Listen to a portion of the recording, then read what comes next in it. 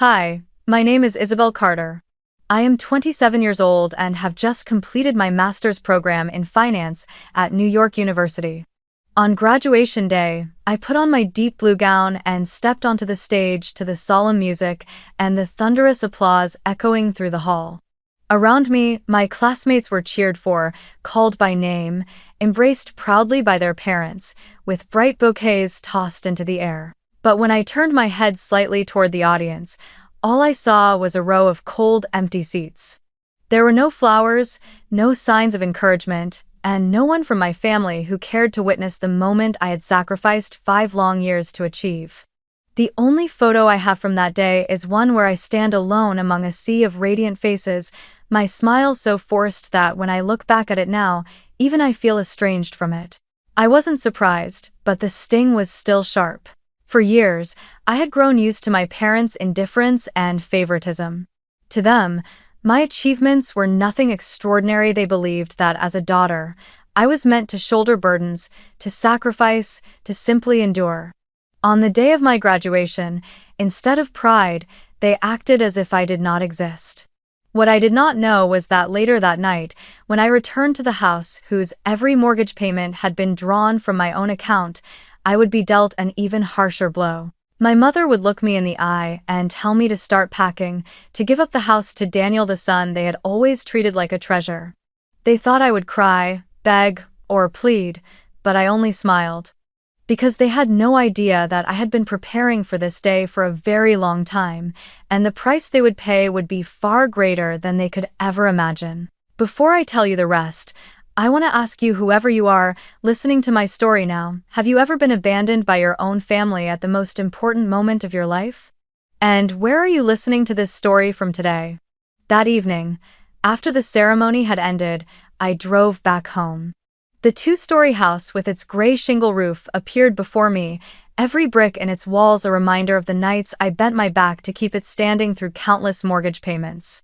The air was cool, the early summer wind slipping beneath my collar, but that chill was nothing compared to the icy ache in my chest as I thought about my family not even bothering to show up for my graduation. I parked the car, walked through the front door. The faint scent of jasmine tea drifted in the air.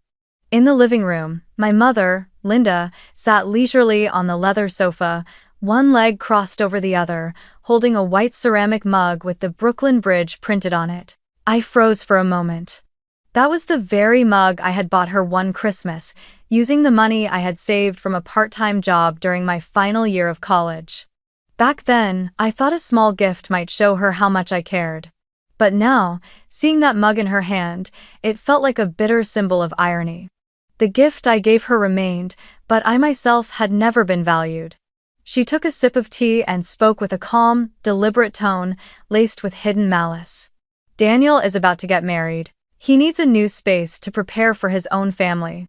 You're independent, aren't you? Prove it. Pack your things and give this house to your brother. Her words fell slowly, almost with a sense of satisfaction, as though she had been waiting for this moment for a long time. Each syllable landed cold and heavy. I lifted my eyes toward my father, Robert, who sat in the chair beside her, a newspaper slack in his hands. He said nothing, only gave a slight nod of agreement, as if his silence was all the approval she needed. His face was expressionless, void of even a hint of compassion.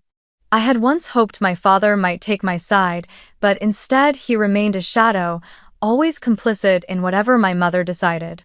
My younger brother, Daniel, leaned against the door frame, arms folded across his chest. A smug smile spread across his face, as if he had finally won some competition he had been playing alone all these years.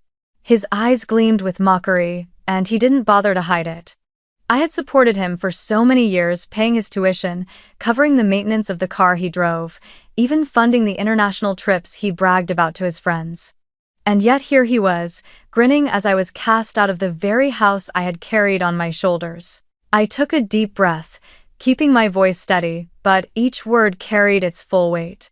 For the past 5 years, every mortgage payment, every property tax, every repair bill came from my account. I paid for it all. This house stands today because of me.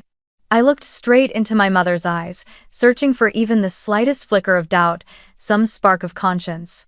But she only curled her lips into a smirk, her tone dripping with disdain. That's a daughter's responsibility. You had the privilege of an education, you have a stable job, supporting the family is only natural. Daniel is the future of this family. He needs this house to begin his new life. Her words cut through me like a blade. Responsibility? Were those endless nights I worked until 2 or 3 in the morning just to meet deadlines nothing more than a duty? Were the days I lived on instant noodles to save money nothing but an obligation? I had sacrificed my youth so this family could live under a safe roof, yet I was always treated as expendable, existing only to carry the weight for everyone else. I turned to my father, asking one final time, my voice low but firm. Dad, are you certain that what Mom just said is also what you believe? Do you truly want your daughter to leave the house I've paid for, dollar by dollar, for 5 years, just so Daniel can have it? He stayed silent. And that silence was more brutal than any words. It was consent. It was the final blow that shattered every fragile illusion I had ever held about a father's love. In that moment, the room grew suffocating. My mother stared at me without a trace of hesitation, my father buried his eyes in the newspaper as if hiding, and Daniel chuckled under his breath, his satisfied grin burning into me. I understood then that I had my answer not through words, but through their complicit silence and their cold, unflinching eyes. I did not cry, I did not beg.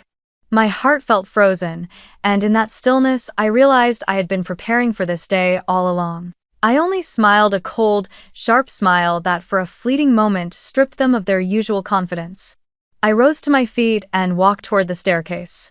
When the bedroom door closed behind me, I knew my life had just taken a turn. They believed they had pushed me into a corner. What they did not realize was that at that very moment, I had begun rewriting my own story, and it would mark the beginning of the end for them, a price they would eventually have to pay. I sat beside the open suitcase, carefully folding my familiar clothes into neat stacks, yet my mind kept replaying the years that had led me here. Every shirt, every notebook, every pair of shoes I touched felt like a relic, reminding me of the battles I had fought to get this far. I grew up in this house, yet never once did it feel like it truly belonged to me. The very house they now demanded I leave had been saved from foreclosure only because I poured my youth, my strength, and every ounce of determination into it. I remembered those first days of college. My mother was unemployed, and my father worked unstable, temporary jobs. Tuition and living expenses piled high, and I knew if I didn't step in, we would lose even the roof over our heads. I studied while working part-time jobs, waiting tables at cafes, assisting in offices, never turning down an opportunity to earn. At night, while my friends went out, I sat alone in a corner of the dormitory, entering data, drafting reports, and building financial models for small clients. The pay was meager, but every paycheck went toward the mortgage, month after month. Each payment was made on time, without fail, and it was those payments that kept the house standing for the past 5 years. Yet, instead of being grateful, my parents gradually treated it all as if it were nothing more than the natural order of things. During the stretches when they were unemployed, they sat comfortably at home while I scrambled under an exhausting work schedule. There were months when I not only had to cover the mortgage but also the utility bills and even the groceries. Many times, I skipped meals just to make sure everything was paid. On holidays, when my friends were being whisked away on trips by their parents, I stayed behind in my small room, calculating every dollar to keep our family afloat. Daniel, my younger brother, was a different story. He never had to worry about anything. From high school onward, my parents spoiled him without restraint. His first car? I was the one who signed for the loan. His college tuition? Even while drowning in my own debts, I was forced to shoulder most of it. I remember one time Daniel wanted to go on a trip to Europe with his friends. My mother turned to me with expectant eyes. Isabel, your brother deserves youthful experiences too. You have a job now, help him a little. I signed the check in silence, my heart weighed down like stone. To them, my sacrifice was never a gift, never an act of love, it was simply my duty. For years, I endured endless comparisons until I was numb. A daughter must sacrifice, must put the family first, my mother repeated like a mantra. And whenever I resisted, she would give me that scolding look and remind me, Daniel is a son, he needs a solid foundation. You, on the other hand, will marry one day. You don't need as much. Those words were like dull blades, not sharp enough to end me, but persistent enough to carve away at my heart, leaving me breathless from the constant pain. I was never acknowledged as an individual of my own, only as a shadow standing behind, shielding what they called the family's future Daniel. I remembered a winter night in my third year of college.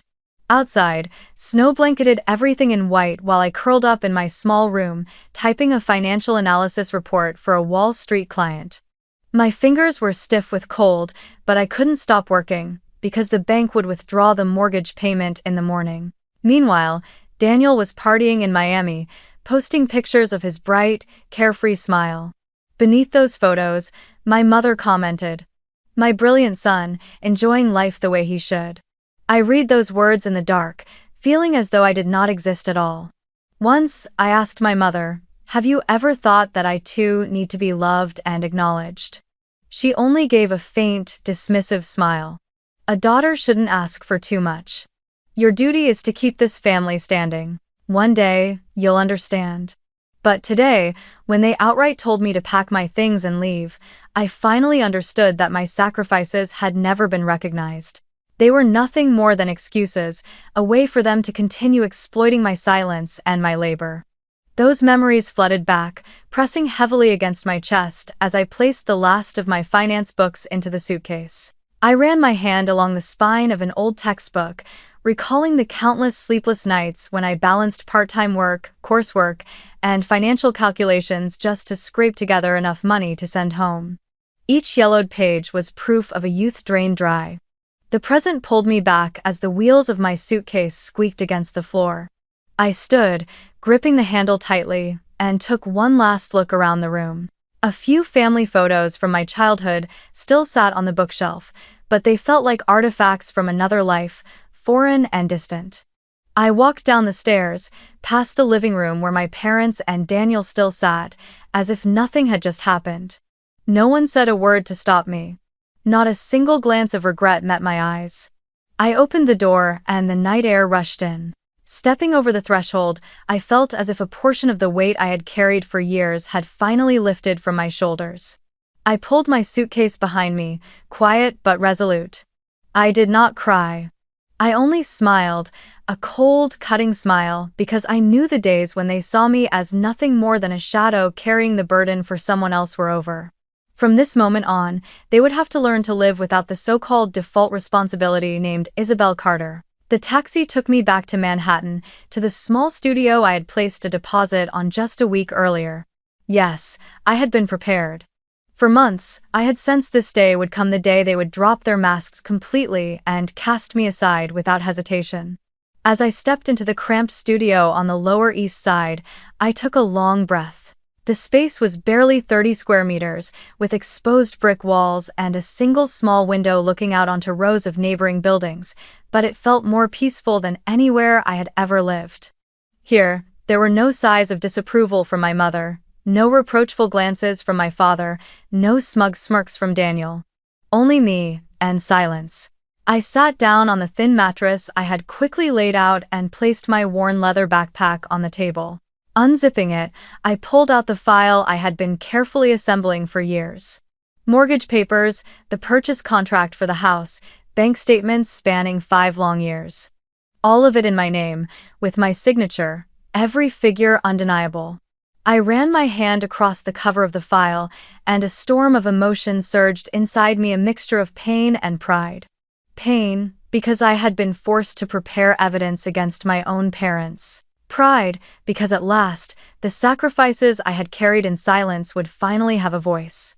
No one could deny them. I knew I could not fight this battle alone, and one name immediately surfaced in my mind. Allison Reed. Allison had been my classmate in financial analysis at NYU. We had stayed up through countless nights working on group projects, passing cups of coffee back and forth just to survive brutal exams. After graduation, she had chosen law and was now a real estate attorney at a respected firm in Manhattan. I still remembered the last time I saw her, at a conference last year. She had smiled and said, "If you ever run into trouble with property or housing, call me, we'll figure it out." At the time, I had laughed it off. Little did I know, those words would become my lifeline. I picked up my phone, my hand trembling slightly. It took me a few seconds before I could bring myself to press the call button. On the other end, a familiar voice answered. "Isabel? Oh my God, it's been so long. How have you been?" I swallowed hard, trying to steady my voice. "I need you, Allison. I'm in trouble with my house. No, more accurately, with my parents." I heard her sigh softly, then she said, "Tell me everything from the beginning." And so I did.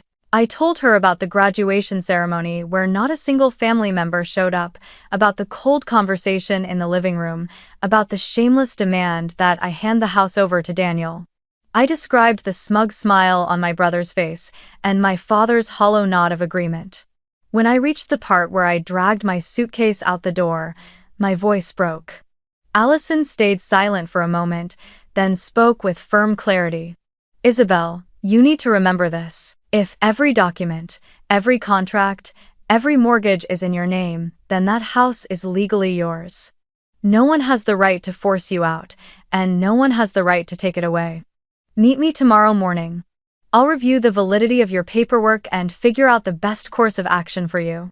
I ended the call and sat quietly for a long while. Outside, the traffic of Manhattan roared endlessly, but inside that tiny studio I felt an odd sense of peace. I knew, from that very moment, I was no longer the obedient Isabel who stayed silent while my parents pulled the strings.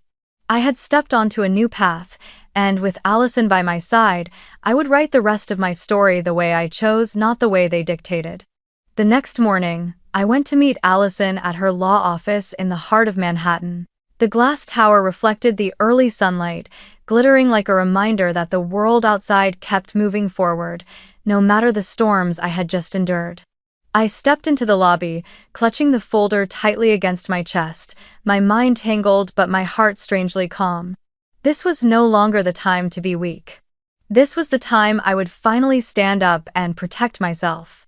Allison greeted me with a brief but warm embrace. She hadn't changed, her blonde hair tied neatly at the back, her sharp eyes carrying both intelligence and genuine care. "Isabel, sit down. You brought all the documents, right?" I nodded and placed the thick folder on the polished wooden desk.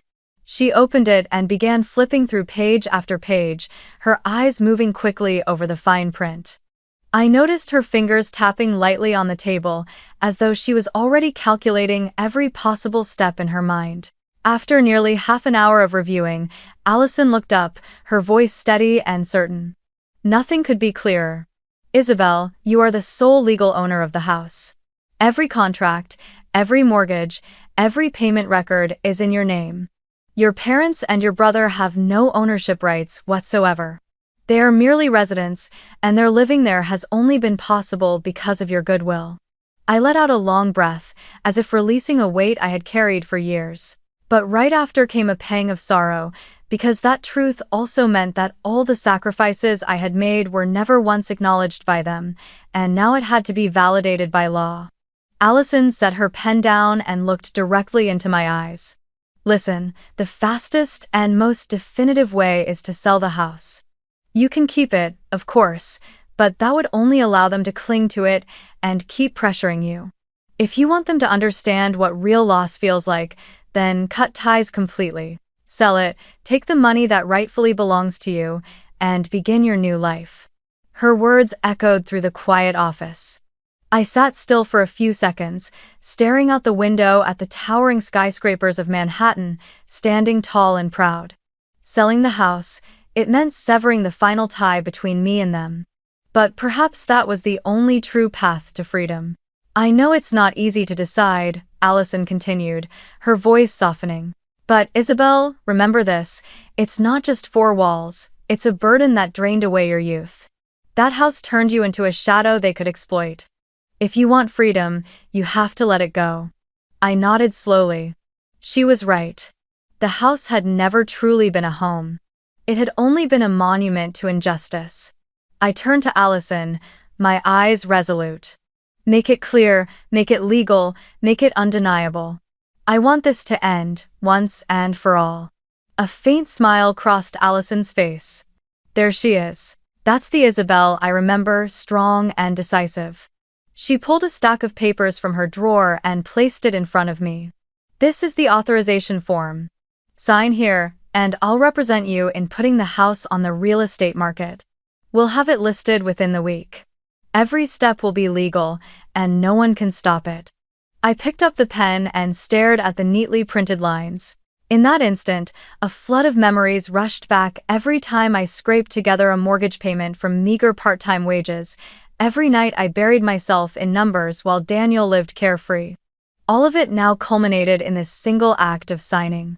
I drew in a deep breath, then pressed the pen firmly to the page. My signature carved itself across the document, a final affirmation that I had chosen my path. Allison gathered the papers, organizing them neatly before sliding them into a large folder. It's done. I'll coordinate with a broker. In just a few days, the name Isabel Carter will appear on the New Jersey real estate listings. And when that happens, your family will have no way to deny the truth. I looked at her, gratitude swelling inside me. In that moment, Allison wasn't just a lawyer. She was the lifeline I had finally grasped after years of drowning in injustice. Leaving the law office, I stepped onto the street with a weightless feeling I could barely describe.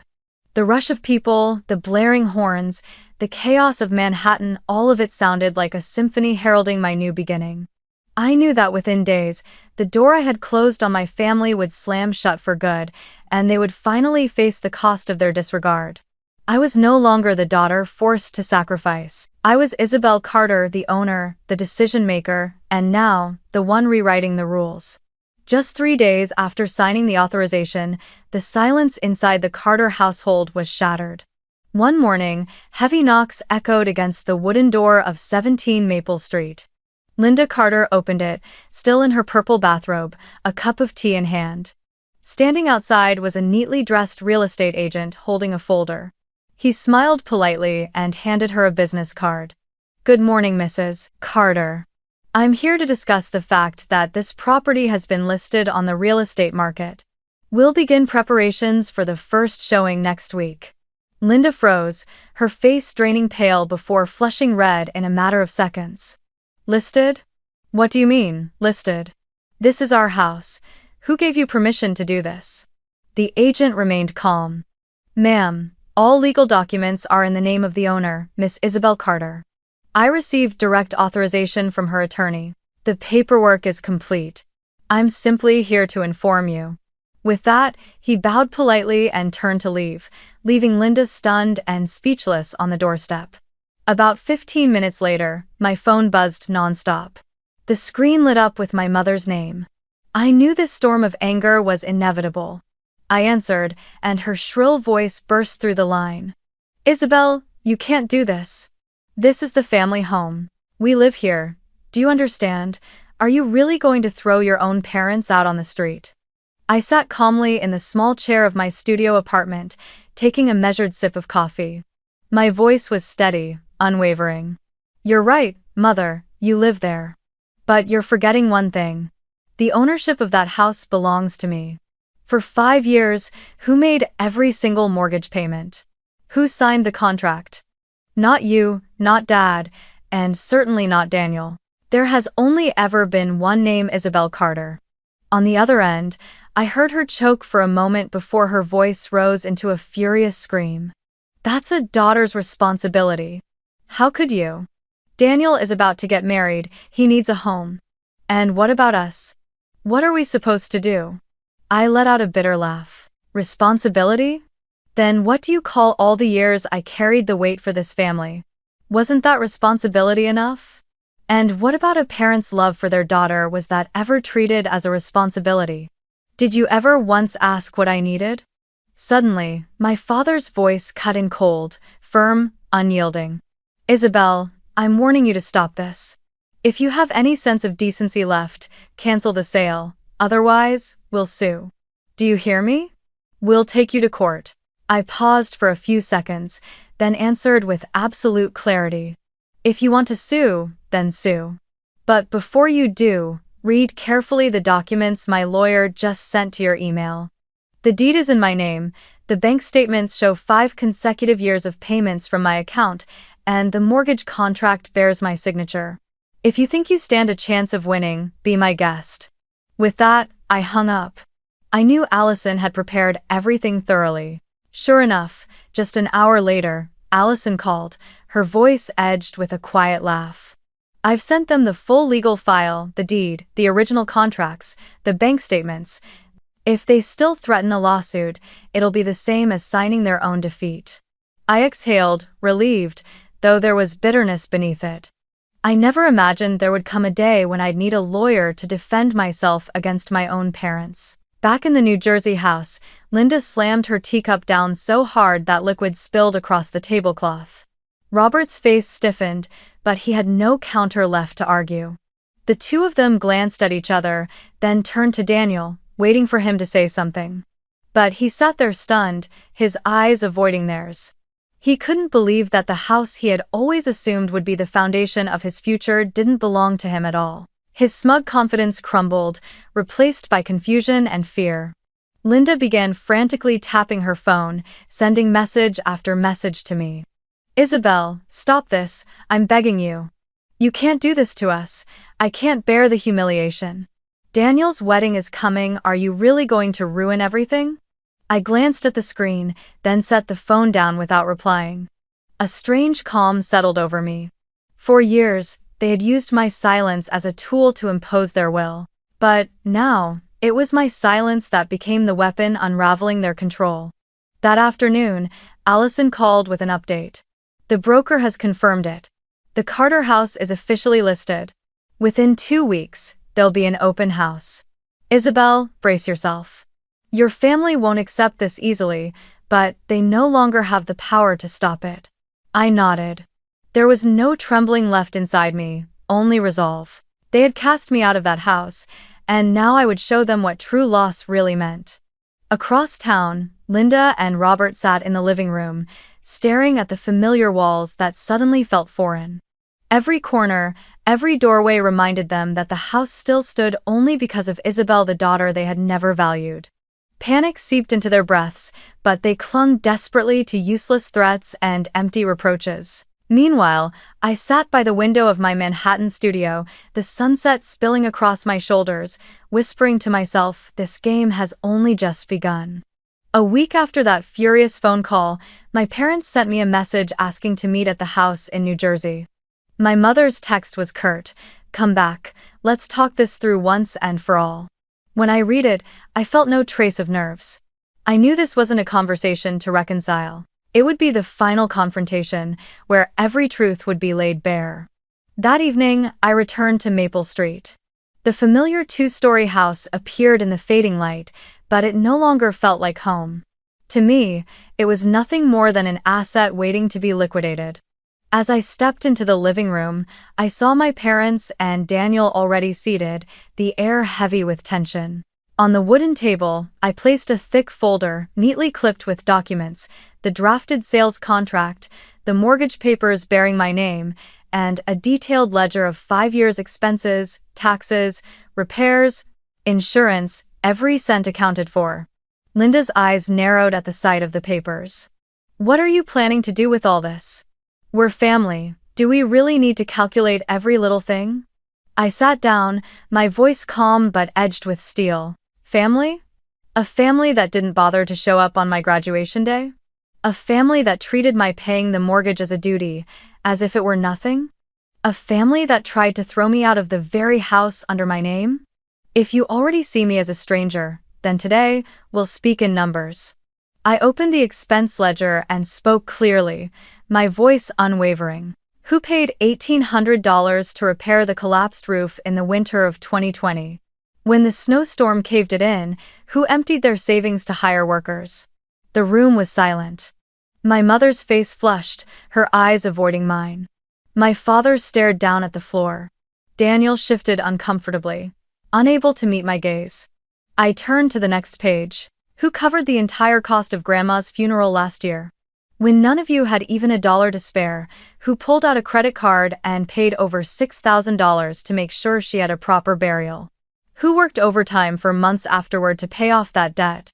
My father inhaled deeply, his hand trembling as he gripped the armrest tighter. He gave no answer. I pressed on, my tone sharper with every word. And who paid the $12,000 in hospital bills when Daniel crashed his car 2 years ago? When he got drunk, drove into a lamppost, and needed 14 stitches, who stood up and paid the medical costs to prevent a lawsuit? Was it you, Mom? You, Dad? Or was it me? Daniel paled, his lips trembling. He muttered, You didn't have to bring that up." I locked eyes with him. I do have to bring it up. Because for years, no one in this family remembered. Only I did. Every dollar. Every cent. I slid the folder across the table toward them, my voice resolute. Here's the proof. Every bill, every payment, all from my account. This house has stood for the last 5 years on the sweat and sacrifice of my labor. And now, I've made my decision. I will sell this house. Not for money, but because I need to recalculate the entire life I've carried on behalf of this family. I gathered the documents and stood. You have 1 week to leave. After that, the open house will take place. If you refuse, the law will force you out. I have nothing more to say. I turned and walked toward the door. Behind me, I heard my mother's sobs, my father's weary sigh, Daniel's muttered curses. But to me, they were nothing more than echoes fading into the distance. As I stepped out of that house, the evening sun washed over me, and I felt an unfamiliar lightness in my chest. A faint smile touched my lips. I knew this was the ending they had forced me to deliver back to them. And for the first time in years, I felt as though I had finally reclaimed my own voice. But Linda was never one to sit quietly in defeat. She had always lived by manipulating the emotions of others, and this time was no different. That very night, she logged onto Facebook, opened the extended family group with nearly 50 members, uncles, aunts, cousins, even distant relatives, and began typing a long post. Every word was carefully chosen, laced with imaginary tears, painting the picture of a heartbroken mother betrayed by her own daughter. The post began with melodramatic grief. All my life, I have raised my daughter, worried about her every meal and every night's sleep. And yet, right after her graduation, she coldly threw her parents out of the family home and even plans to sell it for money. I have never felt such pain. Below her words, Linda attached several old photos, a 15-year-old Isabel in a white dress standing proudly beside her parents, the whole family gathered around a Christmas tree, smiling as if nothing had ever been broken. These pictures were used as her evidence, crafted to convince everyone that this had once been a happy family and Isabel was the ungrateful child who destroyed it. Within minutes, the comments began pouring in. Aunt Carol was the first to chime in, leaving a reproachful note. Isabel, did you really do this? After all the years your parents raised you, how could you? Uncle Mike was harsher, his anger spilling out through his words. Unbelievable. Kids these days go off to college and then turn their backs on their families. Isabel, you bring shame to the whole bloodline. A cousin, who had never liked me, added fuel to the fire. See? She went to school in New York and now looks down on her New Jersey roots. She only cares about money, not family. My phone began vibrating nonstop. Messenger, iMessage, even my personal email filled with accusations. An aunt wrote, "You need to reconsider, no daughter should do something this cruel." An uncle added, "If you go through with this, your mother will break down." This is unfilial. Some relatives were even more blunt. Daniel is about to get married. Are you trying to ruin your brother's happiness? Before I could finish reading, the phone kept ringing again and again. A few family members called directly, repeating the same old refrain. Family comes first. Their voices carried a mix of reproach, threats, and pleading. I sat in my tiny Manhattan studio, the glow of the phone screen lighting up my face. Each message felt like a needle pricking at old wounds, but strangely, I wasn't surprised. I had grown up being cast as the one at fault. The Carter family always knew how to twist the narrative, turning my sacrifices into obligations and turning me into the villain the moment I refused to keep carrying the load. Now, they were simply extending that tactic to the wider family circle, building a wall of pressure to force me into submission. The backlash reached its peak when I received an email from my mother. The subject line screamed in capital letters, "Stop this nonsense." I opened it, each sentence cut like a blade. "I've told the entire family, and everyone agrees you are disgraceful. If you continue, we will all see you as a traitor. Think about it, who will ever invite you to family gatherings again? Do you want to live alone for the rest of your life?" I reached the final line and felt my lips curve into a faint smile. The truth was, I had been living alone for a long time, ever since the day they chose Daniel as the center of everything and reduced me to a shadow carrying the weight. I didn't reply. Instead, I printed out all the messages, took screenshots of Linda's post and the comments, and compiled them into a single file. I forwarded it straight to Allison with a short note. "This is how they're reacting." Less than an hour later, Allison called me back, her voice steady. "See? This is textbook manipulation. They have no legal ground to stand on, so they resort to attacking your honor and emotions. But Isabel, don't worry, we'll add every bit of this to the case file. If they try to wield honor as a weapon, we'll counter with legal truth. And remember, true honor doesn't lie in words on the internet, it lies in evidence." I stayed silent for a few seconds, then nodded.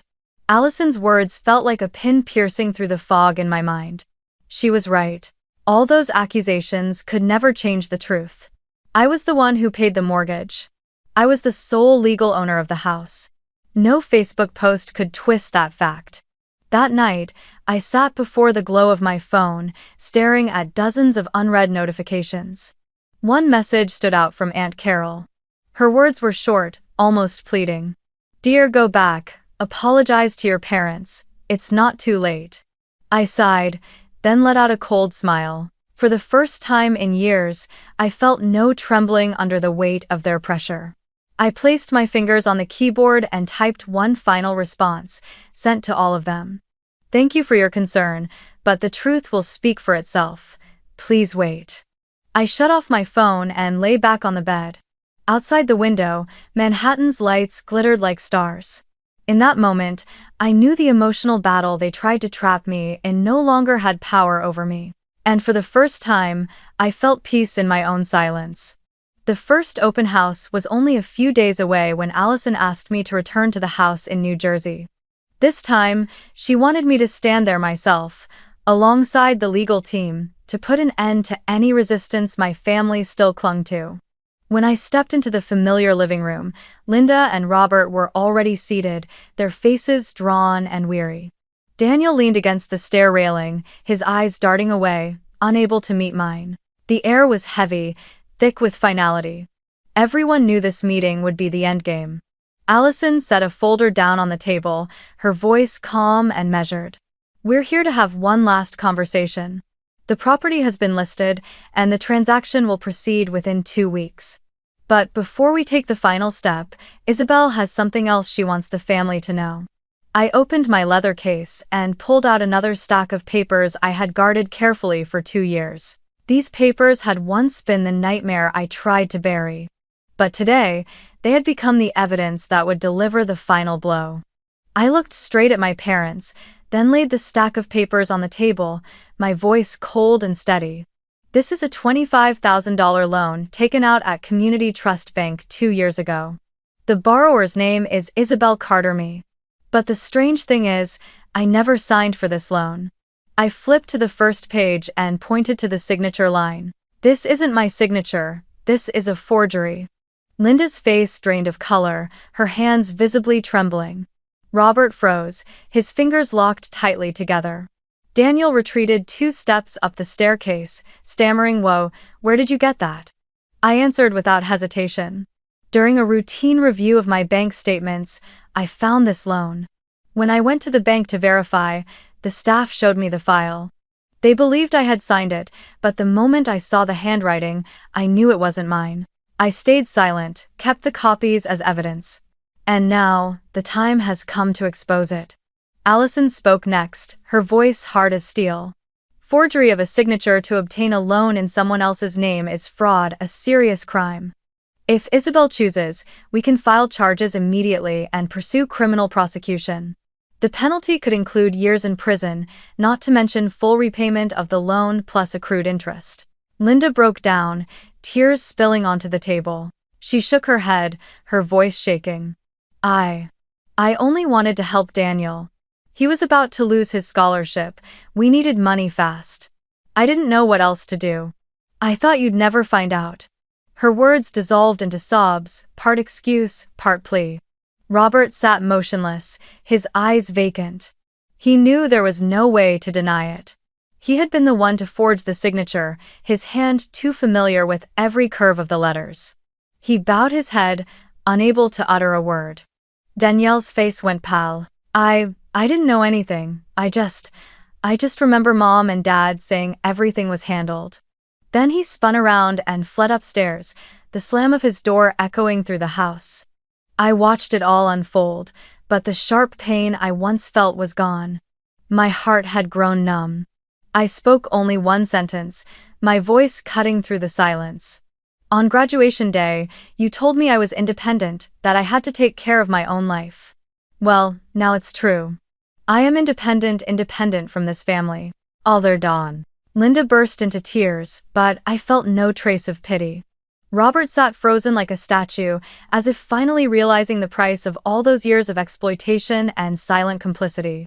Allison calmly gathered the files and closed the folder with a final warning. We don't intend to take this to court, but if you continue to interfere, I will submit all of this evidence to the prosecutor. And when that happens, no one will be able to save you.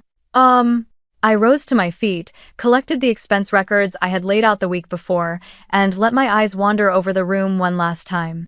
Memories flooded back, meals weighed down by tension, long nights spent working while they slept soundly.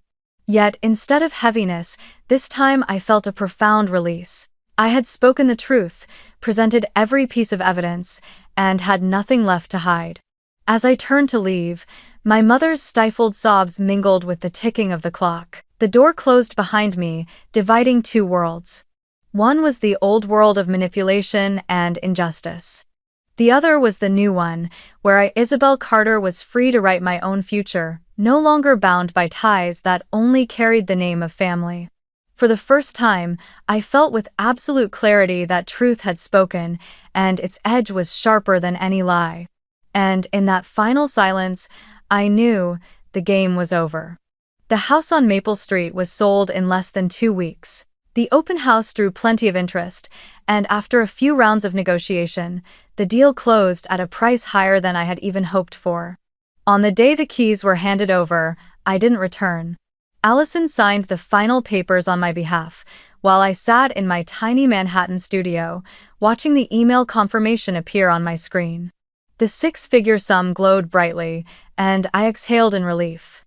5 years of burden had finally materialized into something tangible. But for the Carter family, this was only the beginning of their downfall. They no longer had a home. Once the sale of the house was finalized, Linda and Robert were forced to pack their belongings and move into a cramped rental apartment on the outskirts of Newark. From a spacious 2-story house with a garden, they had fallen into a rundown unit with stained walls and dim, narrow hallways. Linda, who had always boasted to relatives online, no longer dared to post on Facebook. She knew that if she shared pictures of this new place, the entire family would see the humiliating decline. She spent her days crying into a pillow in the tiny kitchen, while Robert sat for hours in front of an old television, his eyes hollow and vacant. The forged loan they had taken in my name could not remain hidden. Allison never needed to take it to court, but in professional circles, word spread quickly. The company where Robert had worked for years began to suspect when whispers reached them. Before long, he was summoned to human resources. The director was blunt. "We cannot keep a financial manager tied to a signature forgery scandal." Even without prosecution, rumors alone are enough to destroy credibility. Robert left the company in silence, his personnel files stamped in red. Not eligible for rehire. Oh. Meanwhile, Linda was forced to scrape by selling nearly all the jewelry she had accumulated over the years. The gold bracelets, the diamond earrings she had once proudly flaunted to her friends, disappeared one by one, exchanged for rent checks, utility bills, and grocery receipts. She, who had once thrived on social outings, gradually withdrew, too ashamed to face anyone's eyes. Each time she heard the name Isabel Carter, the daughter she had scorned mentioned alongside news that I had just placed a deposit on a condominium near Wall Street, she felt her chest tighten as if crushed from within. And Daniel, the one who had been most favored, was finally forced to taste reality. His fiancée, Emily, who had once been thrilled to plan their wedding, grew uneasy when she learned the Carters had lost their house and their financial footing. One evening, she met Daniel at a cafe, her eyes heavy with regret. "I'm not sure I can go through with this. We have nothing to start a life together. You don't have a steady job, and now your family has no home." "I'm sorry, Daniel." She placed the engagement ring back on the table. Daniel sat stunned, begging her not to leave, but it was useless. The relationship unraveled in minutes, leaving him alone in the empty cafe, his eyes red with despair. From being the golden child shielded by our parents, Daniel plunged into an abyss of uncertainty. He began looking for work, but his resume was empty, with nothing to show beyond a handful of odd jobs. The friends he once bragged and partied with slowly drifted away. Without the house to lean on and without a fiancé to flaunt, Daniel was, for the first time, forced to face the emptiness of his own life, a life I had carried on my back for years. While the Carter household spun deeper into crisis, I stepped into a new chapter. The money from the sale was enough for me to place a deposit on my own apartment near Wall Street, just a few blocks from my firm. The day I signed the contract, my hand trembled not from fear, but from emotion. This wasn't a house my parents had left me, nor was it something handed down to Daniel. This was mine. The result of my effort alone. A space I could finally call home. The apartment was still unfinished, but standing on the balcony of the 20th floor, looking out at the shimmering lights of New York City, I knew I had left behind the shadows of that old house. Here, I was no longer the daughter who must sacrifice. Here, I was Isabel Carter, a woman building her future with her own hands. Sometimes I still received the occasional message from relatives. "Isabel, was it worth it to tear the family apart?" I would glance at the words, then quietly delete them. Because I knew the family had fractured long ago when they chose silence, when they chose exploitation, when they chose Daniel instead of me. What I did was nothing more than putting a final period at the end of a play that had dragged on far too long. And so, amid their unstoppable collapse, I found the beginning of my own life. I no longer looked back. The road ahead stretched wide open, and for the first time, I walked it with unburdened shoulders, carrying no one else's weight but my own. I moved into my new apartment on a clear weekend morning, sunlight streaming through the wide glass windows and flooding the room with warmth. The walls were painted a pristine white, the floor a pale wood, and a small balcony opened out over the bustling financial district of Wall Street. Everything was simple, but to me, it was freedom. No more judgmental stares, no more scolding voices hurled my way, no more weight of a house where I had been nothing more than the one carrying the debts. In this space, for the first time, I felt what true peace really was. Every day began the same.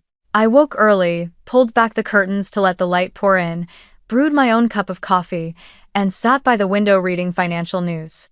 I continued my work in data analysis, but this time it felt different. I wasn't working to race against mortgage deadlines or breaking myself to support others. Instead, I worked with passion, with the confidence that every effort I made was building a future solely for me. And soon, both effort and fortune began to smile on me. A major investment firm in New York noticed my work and sent me a formal invitation. I still remember sitting in their gleaming conference room as the HR director said, "We need someone like you, meticulous, resilient, and able to see what others overlook." I smiled softly. If only they knew that it was those years of forced burdens that had forged me into who I was today, they would have been even more astonished. The new job opened countless doors. I attended conferences, networking events in the investment world, bright lights, lively conversations, and every handshake carrying the possibility of opportunity. At one of those events, I met a young man in the same field, his eyes bright, his smile sincere. We spoke for a long time, trading thoughts about projects, dreams, and even the fears we rarely confessed. But this time, I didn't rush into a relationship as if I needed a lifeline. When he asked, half joking, half serious, "Do you think we should see each other again?" I simply smiled and replied, "I already have a life of my own." The answer surprised me with how light it felt in my heart.